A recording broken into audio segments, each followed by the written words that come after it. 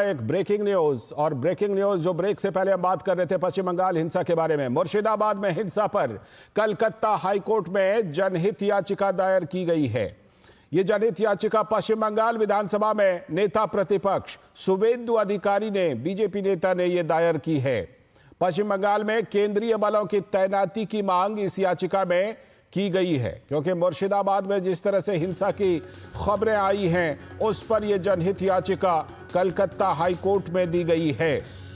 शुभेंदु अधिकारी बता भी रहे थे कि उन्होंने यह याचिका दायर की है। पश्चिम बंगाल विधानसभा में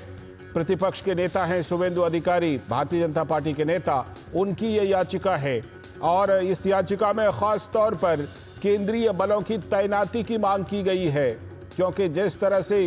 वक्फ कानून के, नए वक्फ कानून के विरोध में वहां पर हिंसा हो रही है, उस हिंसा को संभालने के लिए,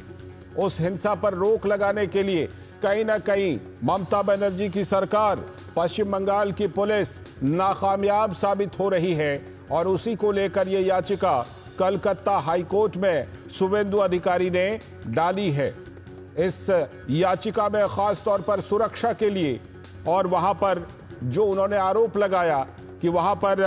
हिंदुओं के ऊपर हमले हो रहे हैं, तो उनकी सुरक्षा को सुनिश्चित करने के लिए शुभेंदु अधिकारी ने केंद्रीय बलों की तैनाती की मांग की है।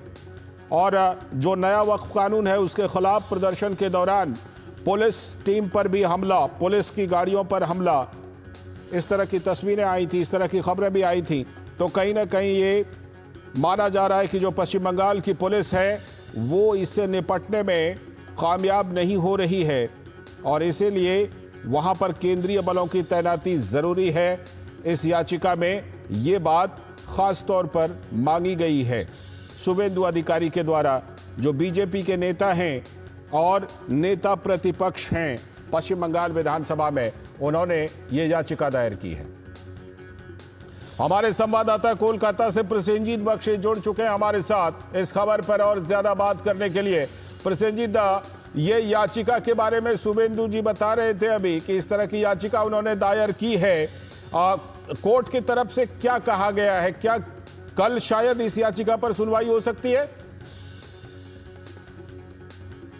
सोचा गया था कि शाम को 4:30 बजे इसका सुनवाई हो जाए मामले की और स्थिति की जो इमरजेंसी है इसको समझकर, लेकिन शायद कल ही इस याचिका के बारे में सुनवाई किया जाएगा और जितना तुरंत हो सके उतना ही किया जाएगा, क्योंकि आप जानते हैं कि पिछले 48 घंटों से और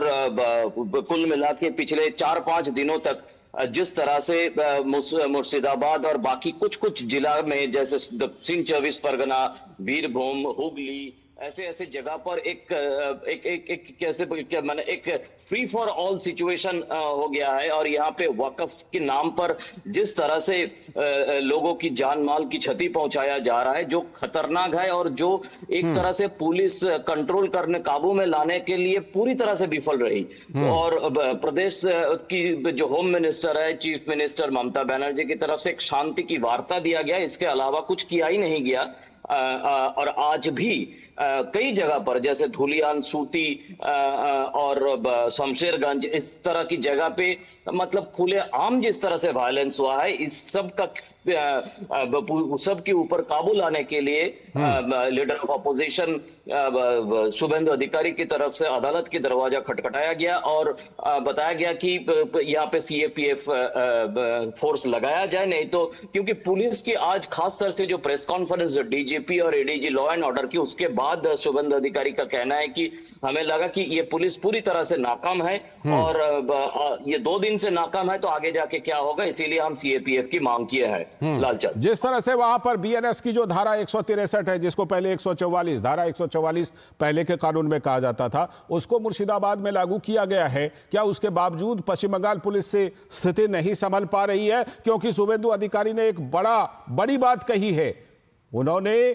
अपनी बातचीत में यह कहा है कि 2 हिंदुओं की हत्या का उन्होंने आरोप लगाया है कि 2 हिंदुओं की हत्या की गई है। नहीं, देखिए, आप जब उन्होंने कह ही दिया है तो हम कहते हैं कि हाँ, ये हुआ है। 2 बाप और बेटे का हत्या किया गया है। कुल मिला के अभी तक डेथ टोल है 3 और 2 और इंजोर्ड है। लेकिन ये जो कल की जो जिस हत्या को पुलिस की तरफ से छिपाने की काफी कोशिश किया गया था, क्योंकि ये सच है कि अपने जिंदगी की डर से पत्रकार को भी आज पिछले 48 घंटे से हम काफी सारे कोशिश किए हैं कि अंदर जाके जो सच है वो निकाल के लाए, चाहे वो कोलकाता से गए हुए पत्रकार जो है और मुर्शिदाबाद की जो स्थानीय पत्रकार है, कुल मिला के सब लोगों ने, आप जानते ही हैं पत्रकार जब को काम करता है तो एकदम अपने जान की परवाह ना करते हुए काम करता है, लेकिन फिर भी पुलिस ने इतना नाकाम रही और पुलिस ने ये पत्रकारों को माने ये खबर छुपाने के लिए इतना प्रेशर दिया गया और इसे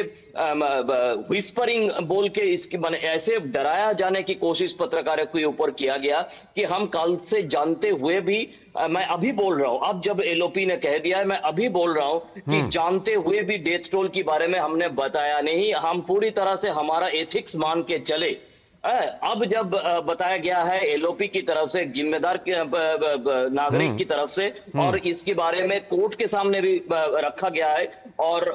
पुलिस ने भी इधर उधर से ये मानने के लिए अभी मजबूर हो गया है, जब इसका फुटेज भी हमारे सामने आ गया। मैं आपको बता रहा हूं, इसका फुटेज भी हमारे सामने आ गया है। मैं पूरी बधाई देना चाहता हूं पूरे पत्रकारों को जो अभी इस वक्त इस तरह की मुर्शिदाबाद में अब थोड़ा सा भी चूक हो जाए तो पत्रकार की जान चले जाएंगे, क्योंकि पुलिस की तरफ से पूरे नाकाम है और पत्रकार को दबाव दे के रखा है। पत्रकार की सिक्योरिटी के बारे में कोई कोशिश नहीं किया जा रहा है और जिस समुदाय के ऊपर आरोप है वो फ्री फॉर ऑल, आज भी फ्री फॉर ऑल। धुलियान में जिस तरह से लोगों की घर तोड़ा गया, एक शॉपिंग मॉल को ठीक बांग्लादेश की तरह लूटा गया है, बांग्लादेश में जिस तरह से बाटा की शोरूम को लूटा गया है या केएफसी की शोरूम को लूटा गया है, इस तरह से धुलियान में एक सिर्फ लोकल मॉल को लूटा गया है। तो ये जो फ्री फॉर ऑल जारी है, इसका पूरे की पूरे सिचुएशन को दबाने के लिए पुलिस की तरफ से और डेथ टोल को भी दबाने के लिए पुलिस की तरफ से काफी कोशिश किया गया, लेकिन अब सामने आ गया कि बाप और बेटे को